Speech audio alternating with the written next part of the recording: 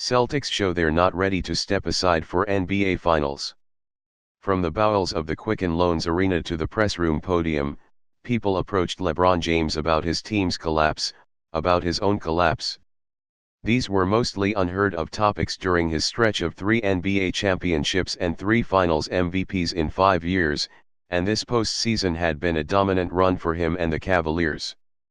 10 wins and no losses to begin the playoffs, and the absence of All-Star Isaiah Thomas to possible hip surgery created what's expected to be an inevitable rematch of Cleveland and Golden State in the NBA Finals. Yet the Boston Celtics are coached sharply and have tenacious players throughout the roster, and they surpassed James on a night his team's principles went awry and key plays didn't come from the world's best player. As the Warriors aim to sweep the San Antonio Spurs in the West, the Cavaliers squandered a 21-point third-quarter lead and suffered a 111-108 loss to Boston on Sunday night in Game 3 of the Eastern Conference Finals.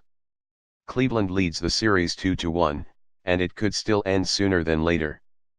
But after James posted 11 points, 6 turnovers, and 9 missed shots out of 13 attempts, he had an admission. "I didn't have it," James said late Sunday. "I just didn't. I played poorly. But I'm glad it happened. We let our foot off the gas pedal."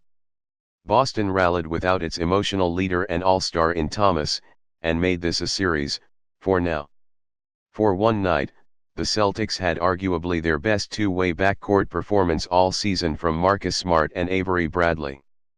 Smart had 27 points, 7 assists, 5 rebounds and 2 steals, and continues to cement himself as a cornerstone of this organization, while Bradley added 20 points. The Celtics front office celebrated a victory against James, against all odds, and for one night stepped away from preparations for a draft in which it does not yet have a concrete plan for the number 1 overall pick. The Celtics faced significant deficits from the tip Sunday night, and they chipped and chipped away. Soon, a 21-point lead turned to 10. 10 turned to 7. 7 turned to 2. Soon, the Celtics had gone ahead, and won on Bradley's three-pointer that touched every part of the rim before falling in. 18 three-pointers for the Celtics in all, 7 from Smart, and the Cavs' Kyrie Irving could only roll his eyes. "Pride, freedom, and desperation, that's what happened," Irving said. "They played with it all. Smart got comfortable, and we let him." Cleveland had allowed too much confidence to develop within a beaten-down roster, and perhaps had fallen, too, for the amplifying hype surrounding a possible Cavaliers-Warriors finals. "That's made for TV commentary that focus can be lost in," James Jones told The Vertical.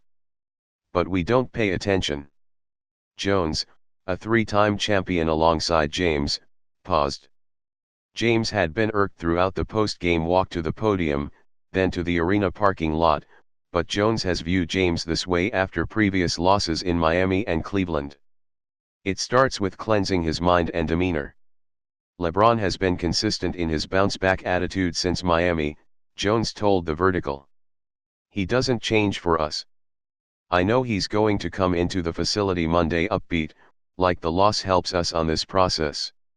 Boston is back in the series, and Coach Brad Stevens will have his most potent defensive lineups on the floor now.